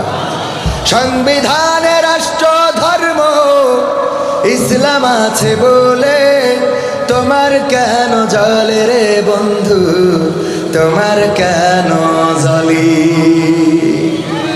শয়তানে জ্বালে কি আগুন তোমারই বগলে, তোমার কেন জ্বলে রে বন্ধু, তোমার কেন জ্বলি? ইসলাম হলো শান্তির ধর্ম, আছে সুবিচার, অন্য ধর্মের প্রতি কভু করে না অবিচার। মিলেমিশে থাকার কথা, মিলেমিশে থাকার কথা দিয়েছেন নবী বলে, তোমার কেন জলের টাকলা, তোমার কেন জলি? আছে নিষেধ ধর্ম নিয়ে করা বাড়াবাড়ি, না জানিলে কিতাব খুলে দেখো তাড়াতাড়ি। যার ধর্ম সে করবে পালন, যার ধর্ম সে করবে পালন, কোরআনেতে বলে তোমার কেন জ্বলে রে মুসালা, তোমার কেন জ্বলি? আগে জ্বলতো না, জ্বলতো না। ইসলাম রাষ্ট্র ধর্ম রাখা হবে না, আর আল্লাহ বলল তোদেরকেই রাষ্ট্রে রাখা হবে না।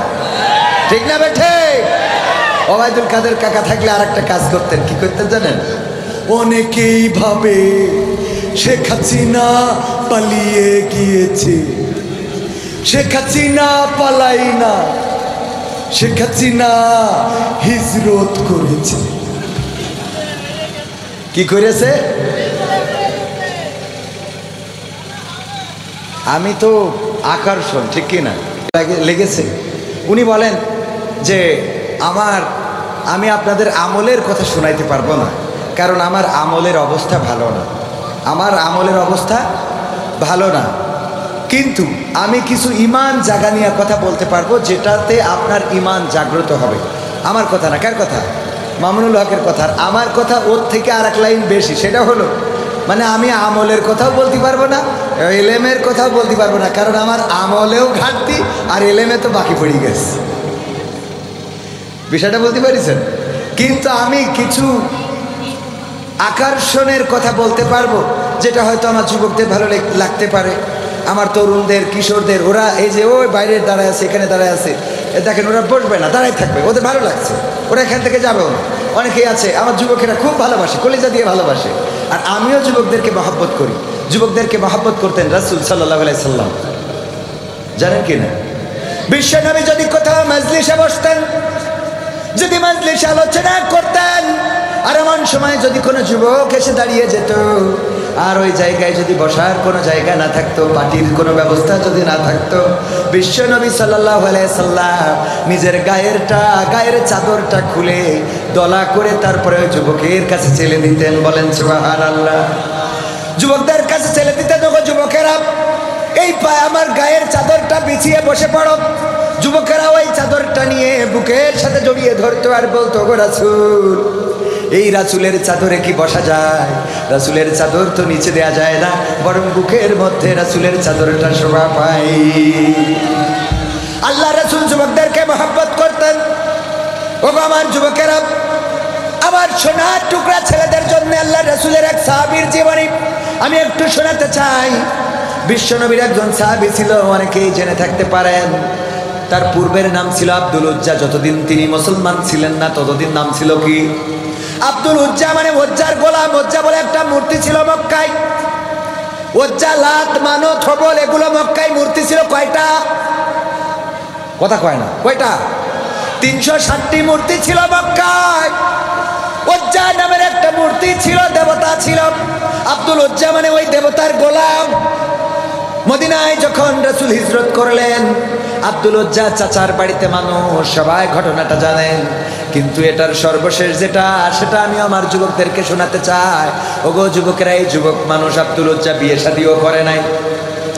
চাচাকে বললেন, ওগো চাচা, নবী মুহাম্মদ সম্বন্ধে আপনার ধারণা কি? চাচা বলল, আমি মনে করি যে মুহাম্মদ মদিনায় হিজরত করেছে সাল্লাল্লাহু আলাইহি ওয়াসাল্লাম, তিনি আল্লাহর প্রেরিত বান্দা এবং রাসূল। বলল, যদি মনে করেন তাইলে কি কালেমাটা পড়া যায় চাচা? বলল, না, কালেমা পড়া যাবে না। কারণটা কি? কারণ হলো আমার বাপ দাদারা যেই ধর্ম করে গিয়েছে, যেই দল করে ভারতে গেছে, আছে না নাই? ওদের সব যাবে কিন্তু দল ছাড়বে। এরম আছে না নাই? প্রধানমন্ত্রী থেকে শুরু করে একেবারে তৃণমূল পর্যায়ের ইউনিয়ন পরিষদের চেয়ারম্যান পর্যন্ত পালানো। আর চায়ের দোকানে বসে বিড়ি টানে আর বলে আপা ফিরবে। কথা কয় না? এটা লজ্জা থাকা উচিত না? খেলা হবে পাকামো। একেবারে প্রধানমন্ত্রী থেকে শুরু করে ইউনিয়ন পরিষদের চেয়ারম্যান পর্যন্ত পালাই গেল। এখনো তুমি আশা করো তোমার বুবু আসবে, কিন্তু বুবু আইবা, তুমি আইবা গো, তুমি আইসা বুবু সিয়ার পাইবা না। ঠিক না বেঠে? বুবু আসবে রে, আইসা বুবু আবার সে আর পাইবে না। আমি বললাম যে আমার দেশে আমার খুব কষ্ট লাগলো যে এমনি তো নরেন্দ্র মোদী নাকি আমাকে ডক্টর ইউনূসের সাথে মিটিং করবে না, তো বিশাল দাম, তো এই জন্যই মিটিং করবে না। ডক্টর ইউনূসও বললো অসুবিধে নেই, তোরা করলো কি না করলো কি। পরে কি থাইল্যান্ডে ঠিকই নরেন্দ্র মোদী সহ ওনার সাঙ্গপাঙ্গরা যে বসে আছে, ডক্টর ইউনূস মানে আমাদের অফিসার যখন ঢুকলো বলছে ওম শান্তি নমন। ঠিক না বেঠে? ছাত্ররা ক্লাসে অপেক্ষায় থাকে না, স্যার ক্লাসে অপেক্ষায় থাকে? কার অপেক্ষায় থাকে? স্যার যখন ঢোকে ছাত্ররা উঠে দাঁড়ায় না, বসে থাকে। আমরা ভিডিওর মাধ্যমে কি সেটা দেখেছি?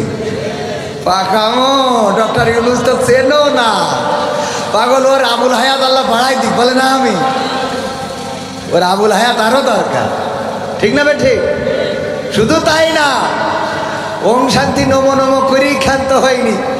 আমার ডক্টর ইউনূস একটা কাজ করলো, আমার খুব খারাপ লেগেছে। যে আমার মনে হয় কি বলেছি, ইংরেজিতে বলেছ তো আমি অত ভালো বুঝবো না, তবে বাংলা হলে এরকম হতে পারে যে শেখ হাসিনা সরকার আমাদের বারবার দরকার, কারণ সে পদ্মা সেতু করেছে, মেট্রো রেল করেছে, তারপরে আপনার এই যে রোহিঙ্গাদের এই নিতে আমাদের এখানে খাতি দেয়, তারপরে যে টানেল করেছে, এক্সপ্রেস ওয়ে করেছে, এক্সিভেটেড ওয়ে, এইসব অনেক কিছু করেছে, বিমান, এয়ারপোর্ট সব করেছে। তা আমাদের উন্নয়নের জন্য শেখ হাসিনার আবার একটু দরকার। ঠিক না বেঠিক? আবার একটু দরকার, কারণ জয়শঙ্কর বলেছে আমাদের দেশের সবচেয়ে কল্যাণ চাই নাকি ভারত। শুনেছেন কিনা আপনারা? জয়শঙ্কর বলেছে আমাদের দেশের কল্যাণকামী নাকি সবচেয়ে অন্য দেশের তুলনায় বেশি হইল ভারত। এই জন্যই আমার কথা হলো, যদি এত কল্যাণকামী হোস তাহলে আমাদের দেশে যেই নেত্রী এত উন্নয়ন করলো, ওর আব্বা দেশ দিয়ে গেল, সেই নেতৃত্বটা নিয়ে গেলি কই নান্দাজ। আমাকে দরকার আছে না নাই? ডক্টর ইউনুস বললো, তুই আমাকে কারেন্ট দিবি না, আদানির কারেন্ট বন্ধ করে দে, তুই আমাকে পানি দিস নে, অসুবিধে নেই। মানে অসুবিধা নেই বলিনি, বলিস এগুলো তো দিতে হবে, তাও যদি না দিস, গরু দিবি না, অসুবিধা নেই, পেঁয়াজ তোর ওই আলু ও না দিলেও কোনো অসুবিধা নেই, কিন্তু আমাকে নেতৃত্ব দে। ঠিক না বেঠিক? কিন্তু দাদার কথা হইলো না, পাইছি যখন ছাড়বো না। মানে ওই যে অনেক সাধনার পরে আমি পেলাম তোমার মন, কথা কই না, সাধনার পরে, অনেক সাধনার পরে। হ্যাঁ, সময় তো আর 5 মিনিট আছে, 11টার মধ্যে না, অনেকের পরীক্ষা আছে, যুবকরা আসছে, তো আর কথা না বাড়ানো ঠিক হবে। 5 মিনিটে মোনাজাত করে দিই। হ্যাঁ, না এই কয় খেলা হবে বাবা রে। আমার আবার একটা জিনিস, যে আমার এই ছোট মাহফিল হইলে আমার আবার ওয়াজ ভালো হয়। মানে কেন জানেন? কেন জানেন? মানে এনে তো জানাওয়ালা লোক কম, এই জন্য ওদের মধ্যে মনে হয় যে আমি সেরা, কিন্তু লোক যখন বেশি হয়ে যায় তখন আমার ভয় করে যে এর মধ্যে না জানি কোন মালটা আছে। সমস্যা সমস্যা, আল্লাহ আমার হেদায়েত করুক, বলেন আমি। আমি আর এখন মানসির হেদায়েত চাই না, আমার চাই। যাই হোক, কথা কত বলবো, কত গান তো মনে চাই বলতে। মা বোনেরাও আছে পর্দার অন্তরালে, হ্যাঁ, ওনারাও তো শুনতে চায়। আর সামনে পুরুষ থাকার কারণে মা বোনীদের ওয়াজ তেমন করাই হয় না। আবার মা বোনীদের ওয়াজ করবো কি? আজকে পয়লা বৈশাখে আমার কোনো পুরুষই দেখলাম না যে সেরকম সাজুগুজু করিয়ে লিপস্টিক দিয়ে টিপ পরে ঘুরে বেড়াচ্ছে। কিন্তু মা বোনীদের জন্য মোট মনে হইলো যে বৈশাখ মাস না আসলেই ভালো হইতো। ঠিক না বে ঠিক? সাজুগুজু আছে না নাই? আরে বাবা, আছে মানে কি, লিপস্টিক মাইরি আবার এমনি তার কাটার বেড়া, কালো করি আবার এমনি তার কাটার বেড়া দেখে যে এইটা হইল সীমানা পড়া, এনতে বেনা বলে শুরু। আরে বাবা, মেকআপ করেছে তো করেছে, এমন করা করেছে যে চামড়া ফরিয়াদ করে, আল্লাহ আমার অপরাধটা, আমার তো একটা মান সম্মান আছে, আমার তুমি আল্লাহ কালো বানাইছাও তাই বলে এত ঢাকবে, কথা কয় না।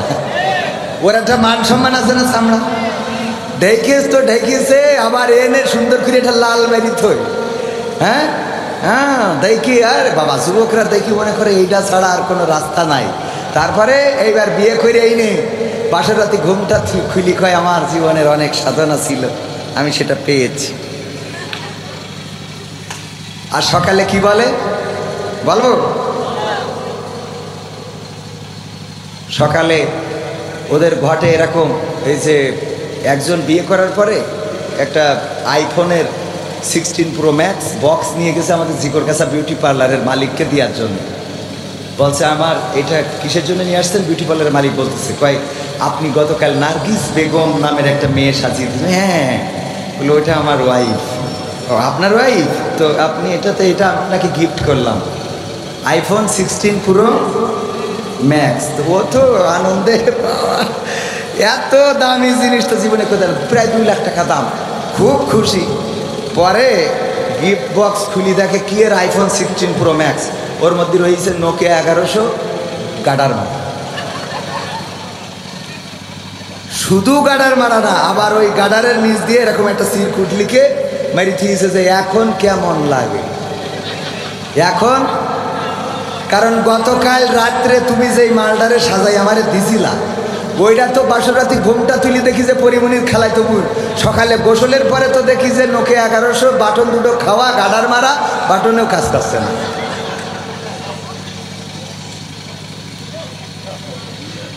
ঠিক না বে ঠিক? আছে না নাই? এরপরে একটা গান গাই, ওটা মনে পড়ছে না কি যেন, আমার ক্যামেরাম্যানটা বলতে পারবে যে আমি মরি না কেন, আমি পারি না আর পারি না, আমি কেন মরি না, আজরাইল কি চিনে না আমার গো, আমি পারি না আর পারি না, হয়তো 2 দিন পরে মরবো, আগে মরলে কি ক্ষতি, ওরে এই দুনিয়ার রং তামাশা বুঝলাম না রে একরতি, ও আমার ঘরের রমণী সে যে কাল নাগিনী শিকর গাছার বিউটি পার্লার আমার বাজাইলো 12টায় আমি পারি না আর পারি না। এই গানটা পুরুষরা গেয়েছে বলে বলে আমি পারি না আর পারি না, আমি কেন মরি না, আজরাইল কি চিনে নাই আমারে গো। আর এই গান যদি আমার মা বোনেরা বানাইতো তাইলে ওরা বলতো আমি পারি না আর পারি না, আমার স্বামী কেন মরে না। আজরাইল কি চিনে নাই আমার স্বামী রে গো, আমি পারি না আর পারি না।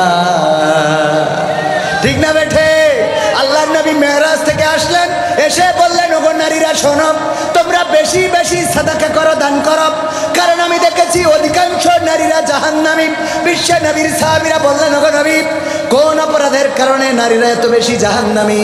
আল্লাহর নবী বললেন বড় কারণ দুইটা। সবাই বলেন কয়টা? মা বোনেরা কান খুলে শোনেন, বড় কারণ কয়টা? দুইটা। এটা পুরুষদেরও জানার দরকার, অবিবাহিত যারা তাদেরও জানার দরকার। এইগুলো জানার পরে যারা বিয়ে করবা তারা পুশ করবা, তবে আবার ডার্লিং রে বইল না যে শোনো দুইটা বড় কারণ আছে, এখন শিখাইও না। হ্যাঁ, বিয়ের পরে তুমি যার লাগে এমবি ভরো তার তো বাটন ফোন, ওরে কেমন করে বুঝবে রে সে, কেমন করে বুঝবে গো সে ডিজিটাল তোর মন। তুমি যার লাগিয়া, তুমি যার লাগিয়া এমবি ভরো তার তো বাটন ফোন, মেসেজ দিলে সিন করে না, দেয় না তো রিপ্লাই, ভিডিও কলে বলবা কথা ক্যামেরা তার নাই রে, ক্যামেরা তার নাই। ওরে ডিজিটাল এই যুগ জামানাই, ডিজিটাল এই যুগ জামানাই, অ্যানালগ তার মন। তুমি যার লাগিয়া, তুমি যার লাগিয়া এমবি ভরো তার তো বাটন ফোন। প্রেম প্রীতি ভালোবাসা বিয়ের আগে নয়, ঠিক না বেঠে? প্রেম প্রীতি ভালোবাসা বিয়ের আগে নয়। মনের মধ্যে রাখো যুবক আল্লাহ তাআলার ভয় রে, পরকালের ভয়। ওরে তবেই তুমি মুক্তি পাবা, তবেই তুমি মুক্তি পাবা দোজখের আগুন। তুমি যার লাগিয়া, তুমি যার লাগিয়া এমবি ভরো তার তো বাটন ফোন। মেসেজ আছে না নাই? ওগো আমার যুবকেরা, পহেলা বৈশাখ যারা পালন করেছে, উল্লুক ভাল্লুক ঘোড়া, তারপরে বানর হনুমান, এইগুলো নিয়ে যারা মিছিল করে বেড়ায়, ওটাতে কোনো ফায়দা নাই। আজকে পয়লা বৈশাখকে কেন্দ্র করে এই তাফসিরুল কোরআন মাহফিল যারা এসেছেন, যারা শুনছেন, যারা বসেছেন, আমল নামায় সওয়াব লিখে দিচ্ছেন কে? শুধু সওয়াব লিখে দিচ্ছেনই না, আল্লাহ পরকালের ময়দানে কিতাবটা ধরিয়ে দিয়ে বলবেন ইকরা কিতাবাকা কাফা বিনাফসিকা আল-ইয়াওমা আলাইকা হাসিবা। পড়ো তোমার কিতাব, পড়ে তুমি তোমার হিসাব করে দাও। নিজের হিসাব করার জন্য নিজেই যথেষ্ট। আমি বলি প্রতিটা পাতা উল্টাতে উল্টাতে দেখবেন এখানে গুনায় ভরা, প্রতিটা পাতায় গুনায় ভরা। কত চায়ের দোকানে বসে আড্ডা দিয়েছেন, সিনেমা হলে গিয়েছেন, মনিহারে এবার বরবাদ দেখে জীবনটারে বরবাদ করেছেন, এমন আছে না নাই? বরবাদ দেখে, তারপরে আরো যা আছে, ইউটিউব দেখে, ফেসবুক দেখে, ফ্রি ফায়ার খেলে, পাবজি খেলে, ট্রেন রোডে যে টিকটক করে, এমনি ভাবে করে করে করে করে আমলের খাতাগুলো সব বদ আমল দিয়ে ভরা। আজকের এই মাহফিলে যারা এসেছেন, এই মাহফিলটা এই কিতাবের মধ্যে থাকবে না? থাকবে না? এটাও থাকবে, কারণ আমার আল্লাহ বলেছেন ফামাইয়ামাল মিসকালা যাররাতিন খায়রান ইয়ারা ওয়া মাইয়ামাল মিসকালা যাররাতিন শাররান ইয়ারা। আল্লাহ বলেছেন যারা পরিমাণ ভালো কাজ যদি কেউ করে সেটাও দেখাবেন কে? আল্লাহ দেখাবেন। আর যদি যারা পরিমাণ খারাপ কাজ কেউ করে সেটাও আল্লাহ দেখাবেন। আজকের এই মাহফিলে যারা এসেছেন, আজকের তারিখটা কত? 14 এপ্রিল 2025। এই সালের এই তারিখটা যখন আমলের খাতায় দেখা যাবে, বলবেন আল্লাহ দেখো তোমার কোরআনের বয়ান শুনেছিলাম, তুমি তো বলেছো ওয়াইযা কুরিয়াল কুরআনু ফাসতামিউ লাহু ওয়া আনসিতু লাআল্লাকুম তুরহামুন। আমার আল্লাহ বলেছেন যখন তোমাদের সামনে কোরআন পড়া হবে, কোরআন থেকে বলা হবে, তখন তোমরা চুপ থেকে তোমাদের হৃদয়ের কান দিয়ে শুনবে, যাতে করে তোমাদের উপরে আল্লাহ রহমত বর্ষণ হতে পারে। ওগো আল্লাহ, তোমার কোরআনের বয়ান চুপ থেকে বসেছিলাম, শুনেছিলাম, এই তারিখে এই আমলটা আছে, তুমি যদি চাও তাইলে এই আমলের ওসিলায় গোটা জীবন জিন্দেগির গুনাহ ক্ষমা করে দিতে পারো। আমার আল্লাহ রাব্বুল আলামিনের এত দয়া, এত মায়া মহান রবের, তিনি চাইলে আজকের এই মাহফিলটায় আমাদের সমস্ত জীবন জিন্দেগির গুনাহ ক্ষমা করে দিয়ে নাজাতের ওসিলা করে দিতে পারেন। সবাই জোরে জোরে বলেন সুবহানাল্লাহ। আল্লাহর এখতিয়ার আছে না নাই? আল্লাহ যাকে চান তাকে জাহান্নামে দিবেন। একজন পতিতা কুত্তাকে পানি পান করালো, একজন পতিতা কুত্তা সে পিপাসার্ত, ওড়নাটা আরো দু একটা কাপড় গিট্টু দিল, তারপরে পানির মধ্যে ঢুকিয়ে দিল, কূপ থেকে উঠালো, নিংড়ে কুকুরের গালে ঢেলে দিল, কুকুরটা পানি পান করলো, তারপরে কুকুরটা বেঁচে গেল। আমার আল্লাহ রাব্বুল আলামিন কুকুরকে পানি পান করানোর কারণে এই পতিতাকেও জান্নাতের বাসিন্দা করে নিলেন, বলেন সুবহানাল্লাহ। অথচ অপর একজন মহিলা একটা বিড়ালকে খাঁচার মধ্যে রেখে দিয়েছিল অথবা বেঁধে রেখেছিল, ছেড়েও দেয় নাই, খাইতেও দেয় নাই। এই কারণে বিড়ালটা মারা যাওয়ায় আল্লাহ রাব্বুল আলামিন একটা বিড়াল মারার কারণে ওই রমণীকে, ওই নারীকে জাহান্নামের বাসিন্দা করে দিয়েছে। কুত্তাকে পানি পান করায় জান্নাত পাওয়া যায়, আবার বিড়ালকে মেরে ফেলে জাহান্নাম পাওয়া যায়। আল্লাহ তুচ্ছ কারণে যদি আপনার পরে ক্ষুব্ধ হয়ে যায় জাহান্নাম দিয়ে দেবেন, আবার যদি ছোট্ট কারণে আপনার পরে সন্তুষ্ট হয়ে যায়। বিশ্বনবীর বুখারী শরীফের হাদিস, বিশ্বনবী বললেন, ওগো সাহাবীরা, বনি ইসরাইলদের একজন লোক ছিল, মারা যাওয়ার সময় বলল আমার লাশটা পুড়াবা, তারপরে ছাই বানাবা, তারপরে উড়াইয়ে দিবা, বিকট ঝড়ের দিনে উড়াইয়ে দিবা।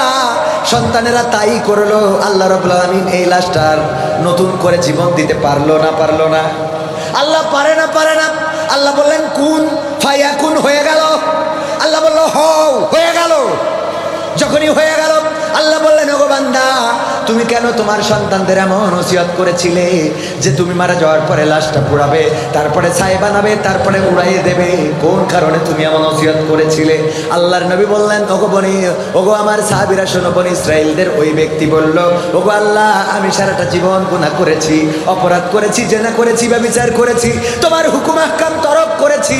ওগো রব, আমি জানি তুমি আমারে ধরবা আর শাস্তি দিবা, শুধুমাত্র তোমার কাছে ধরা খাওয়ার ভয়ে আমি বলেছিলাম আমার সন্তানদের যেন লাশটা পুড়াইয়ে ছাই বানায় উড়াইয়ে দেয়, যাতে তুমি আমারে ধরে শাস্তি না দিতে পারো। তোমার ভয়ে আমি এই কাজটা করেছিলাম। আমার আল্লাহ রাব্বুল আলামিন বললেন, ওগো আমার বান্দা, শুনে নাও, তোমার মনের মধ্যে আমার কাছে ধরা খাওয়ার ভয় থাকার কারণে তোমার গোটা জিন্দেগির গুনাহ আমি ক্ষমা করে দিয়ে জান্নাতি করে দিলাম। আল্লাহর ইখতিয়ার আছে না নাই? তিনি কাউকে কৈফিয়ত দেন না, তিনি কাউকে জন্ম দেননি এবং তাকেও কেউ জন্ম দেয়নি, তার উপরে কেউ নেই, তার স্রষ্টা বলে কেউ নেই, তিনি এক এবং তিনি একক। তিনি কাউকে জবাব দেন না, তিনি ঘুমান না, তিনি খান না, তিনি আমাদের অভিভাবক।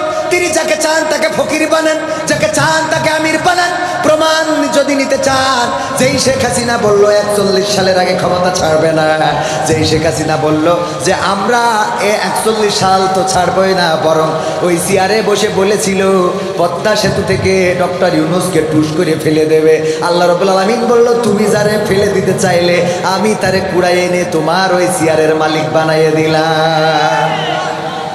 আল্লাহ পারে না? পারে না? এরপরেও যাদের হেদায়েত হবে না, ওদের হেদায়েত আর নসিবে নাই। কথা কয় না? এইটুক চিন্তা করলেই তো হয়ে যায় যে যেই চেয়ারে বসে বলেছিল পদ্মা সেতু থেকে টুস করে ফেলে দেবে পদ্মার মধ্যে, সেই চেয়ারে যারে ফেলবে সে আবার ওই চেয়ারের মালিক। এখন সে আবার ওরে ফেরত চাচ্ছে। কয় লাগবে আমাদের? ঠিক না বেঠে? আল্লাহ পারে না? পারে না? চেয়ারের মালিককে। এরপরেও যাদের লজ্জা হয় না, ওদের অবস্থাটা এমন। মাহমুদুল হাসান জিহাদি আমার বাবার সময়ের বক্তা ছিলেন, সাতক্ষীরায় বাড়ি, মারা গিয়েছেন আগরদাড়িতে। আমার সাতক্ষীরার ব্যাংকার আছেন এখানে, সাতক্ষীরার মানুষ। উনি ওয়াজ করতে যেতেন, ছোটবেলায় আমরা শুনতে যেতাম। উনি বলতেন, একবার ওয়াজ করে রাত্রে ফিরতেছে, দেখে লাউজনির ওই ফ্যামিলির সামনে ওই জায়গায় বসে একজন রাতি ওই যে প্রকৃতির কাজ সাইতেছে। প্রকৃতির কাজ বোঝেন তো? মানে পায়খানা করতেছে, পায়খানা করছে। মাহমুদুল হাসান জিহাদি বাইকে করে ওয়াজ করে বেড়াতেন। বলল যে আমি চিন্তা করলাম, যেহেতু এমন জায়গায় পায়খানা করতেছে, এটা তো ঠিক না, রাস্তার পাশে একটু মোটরসাইকেলের লাইটটা ঘুরাই ধরলাম, ওর দিকে যেন লজ্জা পেয়ে আর জীবনে এই কাজ না করে। ও এত লজ্জা পেয়েছে যে লুঙ্গি তুলে মুখ ঢেকে চুপচাপ বসে আছে। লুঙ্গি তুলে মুখ ঢেকে চুপচাপ বসা, মানে এত লজ্জা পেয়েছে যে নিচে দিয়ে আমফান সুনামি টর্নেডো সব হোক, কিন্তু উপরে যেন বাতাস না লাগে। ঠিক না বেটে? এদের অবস্থা হলো সংসদের প্রধানমন্ত্রী থেকে শুরু করে সব চলে গেল, আর চায়ের দোকানে বসে বলে নেত্রী ফিরবে। আবার অনেকেই যায় রাজপথে ঝড়ো মিছিল করে। আমি বলি 16টা বছর ক্ষমতায় ছিলে, 16টা মাস ধৈর্য ধরতে পারছাও না, কাটি কিন্তু একটাও থাকবে। কথা কয় না থাকবে? 16টা বছর ঘুমাতে দাও নাই, নির্যাতন করেছ, নিষ্পেষণ করেছ, জুলুম করেছ। আমার ইসলামী আন্দোলনের নেতা কর্মীদের হাতে হাত করা, পায়ে ডান্ডা বেড়ি, জানাজায় গিয়েছে, পায়ের ডান্ডা বেড়ি খোলা হয় নাই, মায়ের জানাজা, বাবার জানাজা, হাতে হাত করা। হারে পায়ে ডান্ডা বেড়ি, বৃদ্ধ মানুষ হাসপাতালে গিয়েছে, হাসপাতালের খাটের সাথে হাতের হাত করা, আর একটা হাত করা ওই খাটের লোহার সাথে। এখন আবার অনেকের হাতে হাত করা দেখলে যারা মায়া দেখায়, ওরা কারা জাতি জানতে চাই। ঠিক না বেঠে? ওরা কারা? আল্লামা সাঈদীর জানাজা ঢাকা শহরে করতে দেয় নাই। যেই ঢাকা শহরের বাসিন্দা তিনি, যেই ঢাকা শহরে জীবনের অনেকটা সময় পার করেছেন, সেই ঢাকা শহরে জানাজা করতে দিল না। গুলি করে আমার ভাইদেরকে শহীদ করা হলো। আমি নিজেই আল্লামা সাঈদীর কবর খনন করার সুযোগ পেয়েছিলাম। আল্লামা সাঈদীর কবরে এই হাত দিয়ে লাশটা ধরে নামানোর সুযোগ পেয়েছিলাম। ও আমার ভাইয়েরা, ওই দিন যখন ফিরে আসি, বাগেরহাটে আমাদের গাড়িগুলো ভাঙচুর করা হলো। সাতক্ষীরায় শরীফ আমাদের বাগেরহাটে আমাদের গাড়িগুলো ভাঙচুর করা হলো, আমাদের ভাইদেরকে রক্তাক্ত করা হলো। শুধু তাই নয়, খুলনার মিছিল এখন অনলাইনে আছে। খুলনায় আমার আল্লাহর ওলিরা মিছিল দিল। খুলনার ইহুদি দিলওয়ার হোসাইন সাঈদী, বলেন নাউজুবিল্লাহ। কত বড় জাহেল! যেই মানুষটার হাতে অসংখ্য অসংখ্য পথহারা মানুষেরা পথের দিশা পেয়েছে, যেই মানুষের ওয়াজ শুনে, যেই মানুষের আলোচনা শুনে অসংখ্য বেধর্মী ইসলাম কবুল করেছেন, যেই মানুষের ওয়াজ শুনে দাড়ি কাটা মানুষেরা দাড়ি রেখেছেন, বেনামাজিরা নামাজ ধরেছেন, যেই মানুষটার কথা শুনে ইসলামী আন্দোলনের নেতা কর্মী যারা ছিল না ইসলামী আন্দোলনের পথে এসেছে, সেই মানুষটাকে বলল খুলনার ইহুদি দিলওয়ার হোসাইন সাঈদী। এই বলে তারা কবর দিতে দিল না। আল্লামা সাঈদীর কবর হয়েছে বাংলার জমিনে, এমনকি তার নারী পোতা যেই জমিনে সেইখানে। কিন্তু আল্লাহর ওলি যারা মিছিল দিয়েছিল, তোমাদের কবরও হয়তো বাংলার জমিনে জুটবে না। ঠিক না বেঠে? বাংলার জমিনে তোমাদের কবরও হয়তো জুটবে না। এমপিরা সব কোথায় গেল? মন্ত্রীরা সব কোথায় গেল? কোথায় কাদের কাকা? তাদের ছাড়া দেশটা এখন লাগে ফাঁকা ফাঁকা। পালাবো না, পালাবে না, পালাবে না, যাই না তবু দেখা। পালাবে না, পালাবে না, যাই না তবু দেখা। তাদের ছাড়া দেশটা এখন লাগে ফাঁকা ফাঁকা, ওদের ছাড়া দেশটা এখন লাগে ফাঁকা ফাঁকা। আইন মন্ত্রী আটকে গেল আইনেরই ফাঁকে, দাড়ি ছাড়া দরবেশের ভণ্ড ভণ্ড লাগে। আইন মন্ত্রী আটকে গেল আইনেরই ফাঁকে, দাড়ি ছাড়া দরবেশের ভণ্ড ভণ্ড লাগে। শুনছি কত নেতা নেত্রী খাইতেছে ভাই ডান্ডা, বিচারপতি কালামানিকের ফাটিয়েছে আন্ডা। পলকের ঝলক গেল, পলকের ঝলক গেল থামিয়ে নেটের চাকা। তাদের ছাড়া দেশটা এখন লাগে ফাঁকা ফাঁকা, ওদের ছাড়া দেশটা এখন লাগে ফাঁকা ফাঁকা। কোথায় গেল, কই গেল সেই সংসদেতে মমতাজের গান? কোথায় গেল হযরত বলা স্বামী মুসলমান? খেলা হবে, মনে আছে না নাই? আবার সংসদে আমার আপা মমতাজ আপা গান শোনাতো, পিতাকে নিয়ে, মাতাকে নিয়ে, বোনকে নিয়ে। আর যখন নেত্রী চলে গেল আমার মমতাজ আপা কোনো গান ডেলিভারি দিল না। ঠিক না বেঠে? আমি বললাম ওরে নেত্রী, ওরে মমতাজ আপা, তোর মতো নেমো খারাপ হয় না। ওরে জাহেল, ওরে নেমো খারাপ, ওরে বেঈমান, তুই তোর যখন প্রেমিক ছেকা দিয়ে চলে গেল তখন গান গাইলি, ওরে ও রিক্সাওয়ালা তুই ধীরে ধীরে চালা, তোর সাথে বলবো আমার মনে কত জ্বালা। তোর প্রেমিকের থেকে শেখ হাসিনা কি কম কুমা হয়ে গেল? কথা কয় না। এরপরে যখন তোর স্বামী দাগা দিয়ে চলে গেল তখন আবার গান গাইলি, বন্ধু যখন বউ লইয়া আমার বাড়ির সামনে দিয়া রঙ্গ কইরা হাইটা যায়, ফাইটা যায়, ও বুকটা ফাইটা যায়। গেছে না গাই নাই? অথচ নেত্রী চলে গেল, কোনো ফাটাফাটির গান হইল না। ঠিক না বেঠে? এই জন্যই বললাম বেঈমান নেমো খারাপ। আমি শিখাই দিলাম, ওগো মমতাজ আপা একটা নরমাল গান তো গাইতে পারো। আমার সোনার ময়না পাখি কোন বা দোষে দাদার কাছে গো,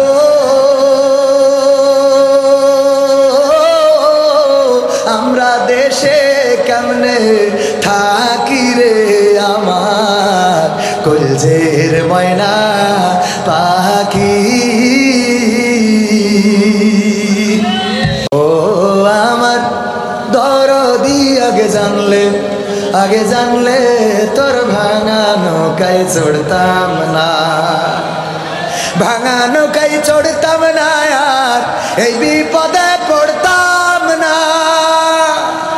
ভাঙা নৌকায় চড়তাম না, আর এই বিপদে পড়তাম না। ওরে বর্ডারেতে খাইলাম ধরা, বিসিটাও তো পাইলাম না। আগে জানলে তোর ভাঙা নৌকায় চড়তাম না। কই গেল সেই সংসদেতে মমতাজের গান? কোথায় গেল হযরত বলা শামীম ওসমান? ইনু মেনন দীপু মনি আছে কারাগারে, বাপ করিলেও পাপ কখনো ছাড়ে কি আর তারে। কোথায় গেল স্পিকারের, কোথায় গেল স্পিকারের দৃষ্টি আঁকা বাঁকা? ওদের ছাড়া দেশটা এখন লাগে ফাঁকা ফাঁকা, তাদের ছাড়া দেশটা এখন লাগে ফাঁকা ফাঁকা। কোথায় গেল আরাফাত আর ব্যারিস্টার সুমন? কথা বলার সময় তারা করেনি ওজন। গরু বেচছি টাকা দিব, তোমরা খালি খাইলিবা। ঠিক না বেটে? ছাত্রলীগের গায়ে কোট পড়লে তারার কোনো ভয় থাকে না। তারার কি থাকে না? মৃত্যু ভাই পালিয়ে যায়। তো মৃত্যু ভাই পালাই যায়, তা তোরা পালালি কেন? কই গেল সেই সংসদেতে মমতাজের গান? কোথায় গেল হযরত বলা শামীম ওসমান? ইনু মেনন দীপু মনি? কই গেল সেই আরাফাত আর ব্যারিস্টার সুমন?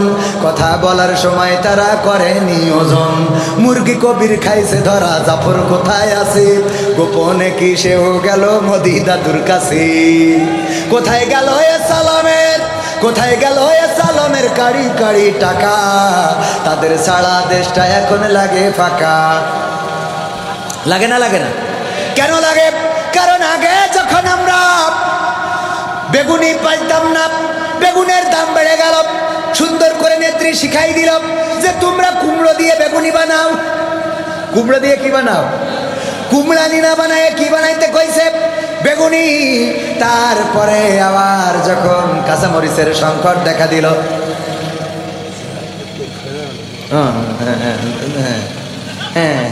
যখন ওই আপনার কি হইল, ওরে বাবা রে কত কথা মনে পড়ে, কিন্তু জেনারেটারে এ তেল এল নাই রে। আজকে তেল ফুরাবে, সহ্য না করে পারা যায়। ভাই বলছে জেনারেটরে তেল নেই, যে কোনো সময় বন্ধ হয়ে যেতে পারে। তো আমরা তাহলে মোনাজাতের দিকে আগাই। আগামীতে বাকি কথা শোনাবো ইনশাআল্লাহ। আল্লাহ আমাদের তৌফিক দিন। বলেন আমা তৌফিক ইল্লা বিল্লাহ। আলহামদুলিল্লাহি রাব্বিল আলামিন। রব্বানা যালামনা আনফুসানা ওয়া ইল্লাম তাগফির লানা ওয়া তারহামনা লানাকুনান্না মিনাল খাসিরিন। রব্বানা আতিনা ফিদ দুনিয়া হাসানা ওয়া ফিল আখিরাতি হাসানা ওয়া কিনা আযাবান নার।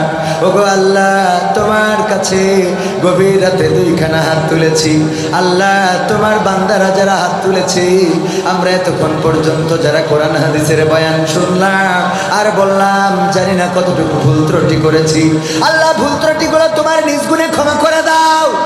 ওগো আল্লাহ, তুমি দয়া করে ভালোগুলো কবুল করে নাও।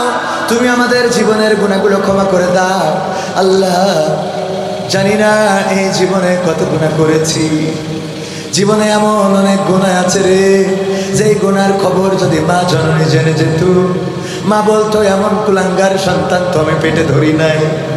যদি বাবা জেনে যেত, বাড়ি থেকে ঘাট ধাক্কা দিয়ে বের করে দিত, বেরিয়ে যা, তোর মতো সন্তান আমার এই বাড়িতে জায়গা হবে না। যদি স্ত্রী জেনে যেত, ঘর কন্যা করতো না। আল্লাহ এমন অনেক অপরাধ আছে। যদি সন্তান জেনে যেত, আল্লাহ বাবা বলে ডাকতো না। গ্রামের বন্ধুরা জেনে গেলে বন্ধুত্ব থাকতো না। আল্লাহ যদি আমার গুনার খবর তোমার বান্দারা জেনে যেত, এই স্টেজে আমার কথা বলার জন্য মাইকটাও দিত না। আল্লাহ এমন অনেক গুনাহ আছে পৃথিবীর কেউ জানে না। রাতের অন্ধকারে করেছি, দিনের আলোতে করেছি, জঙ্গলে করেছি, ফাঁকা প্রান্তরে করেছি, আল্লাহ ছাদের নিচে ছাদের উপরে করেছি। আল্লাহ যত গুনাহ করলাম পৃথিবীর কোনো মানুষ না দেখলেও তোমার চোখ তো ফাঁকি দিতে পারি নাই। ওগো রব, তুমি দয়া করে আমাদের সকলের জীবন জিন্দেগির গুনাহ খাতা সমূহ মাফ করে দাও। আল্লাহ তোমার কাছে হাত তুললেই মনে পড়ে যায় জনম দুঃখিনী মায়ের কথা। মা জননী যাদের নাই, চিরজনমের মতো বিদায় নিয়ে চলে গেল। আল্লাহ কেমন আছে জানি না, কোন অবস্থায় রেখেছো জানি না। যেই মা আমাদের শীতের রাতে কম্বলটা আমাদের গায়ে টেনে দিত, যেই মা আমরা পিশাব করে ভিজিয়ে দিতাম, মা কোনোদিন খাট থেকে ছেলে নিচে ফেলে দেয় নাই। যেই মাকে কত কষ্ট দিয়েছি, মা কোনোদিন রেগে যায় নাই। যেই মা আমাদের যেখানে শোয়াতো, চারিপাশে থাকা পিঁপড়াগুলো টিপে টিপে মেরে দিত, যেন কোনো পিঁপড়া আমাদের কামড় না দেয়। যেই মা আমাদের জন্য ছোট্ট মশারিটা টানিয়ে রাখতো। আল্লাহ ওই মা যাদের নাই, চলে গেল গভীর রাতে বাড়িতে ফিরলে আর মা ডাক দেয় না, খুকা এত রাত পর্যন্ত কোথায় ছিলি রে বাবা। ওই মা যাদের চিরজনমের মতো বিদায় নিয়ে চলে গেছে রে, আল্লাহ মায়ের কবরটারে জান্নাতের বাগান বানাও। ওগো আল্লাহ, যাদের বাবা নাই, চিরজনমের মতো বিদায় নিয়ে চলে গেছে, আমি বাবা হারা, আমার সাথে হাত তুলেছে আমার মাওলানা মাহবুবুর রহমান, অনেক বড় একজন বক্তা, আলেমে দ্বীন। সাথে হাত তুলেছেন গঙ্গানন্দপুর ইউনিয়ন আমির মাওলানা সাইফুল ইসলাম। আল্লাহ ওনারও বাবা নাই, আল্লাহ হাত তুলেছেন। আর অনেকে আমার লাকি ভাই হাত তুলেছেন, মোহাম্মদ আলী আমার বন্ধু মানুষ হাত তুলেছে, আমার সাইফুল্লাহ বিন কুরবান ভাই হাত তুলেছে। আল্লাহ অনেকে হাত তুলেছে। কারো বাবা আছে, কারো বাবা নাই। বাবা হারাদের মধ্যে আমিও একজন। আজ 23টা বছর হয়ে গেল, বাবা বলে কাউকে ডাকতে পারি না। প্রতি বছর ঈদ আসে, নতুন জামা জুতা কিনা হয়, কিন্তু বাবার যত্নের কাপড় কিনা হলো না। যেই দিন টাকা ছিল না, ওই দিন বাবা ছিল। যেই দিন পয়সা ছিল না, ওই দিন বাবা ছিল। যেই দিন খাবার ছিল না, ওই দিন বাবা ছিল। আল্লাহ, যেই দিন টাকা ইনকাম করা শুরু করলাম, ওই দিন বাবারে পাইলাম না। যেই দিন ঈদের বাজার করার সামর্থ্য ছিল না, ওই দিন বাবা ছিল। যেই দিন ঈদের বাজার করার মতো সামর্থ্য হইল, সেই দিন বাবারে কিনে দেওয়ার সৌভাগ্য হলো না। তুমি আমার মতো যারা বাবার আছে, আল্লাহ সকলের বাবার কবর জান্নাতের বাগান বানাও।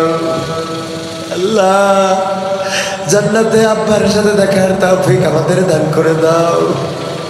আল্লাহ, কবরে কি অবস্থায় রেখেছো জানি না, কোন অপরাধের কারণে শাস্তি দাও কিনা জানি না। আল্লাহ, সন্তানকে মানুষ করতে গিয়ে কত কষ্ট করা লাগে, কত নাফরমানি তোমার করা লাগে। আল্লাহ, আমাদের মানুষ করতে যে হয়তো আমাদের বাবারাও তোমার নাফরমানি করেছে, হয়তো তোমার হুকুম আহকাম তরক করে ফেলেছে। আল্লাহ, তুমি আমরা সন্তান হয়ে দোয়া করি, ক্ষমা করে দাও, ক্ষমা করে দাও। কবরটারে রিয়াজুল জান্নাত বানিয়ে দাও, পরকালে হাসলে হাসনের ময়দানে আল্লাহ আমলনামাটা ডানা হাতে দিও, মিজানের পাল্লাটা ভারী করে দিও, ফুলসিরাতটা পার করে দিও, জান্নাতে একসাথে বসবাসের তৌফিক দিয়ে দাও। ওগো আল্লাহ, আমার সাথে হাত তুলেছেন কত মা বোন, আল্লাহ তুমি দয়া করে মা বোনদেরকে কবুল করে নাও, নেখায়াত দিয়ে দাও। আল্লাহ, অসুস্থ থাকলে সুস্থতা দান করে দাও। ওগো আল্লাহ, নিঃসন্তানীকে সন্তান দান করে দাও। আল্লাহ সংসারে অশান্তি যাদের আছে দাম্পত্য জীবনে সুখ দিয়ে দাও। আল্লাহ আজিজুল ইসলাম ভাই ও কতিপয় যুবকেরা অনেক কষ্ট করে দোয়া মাহফিলের আয়োজন করেছে।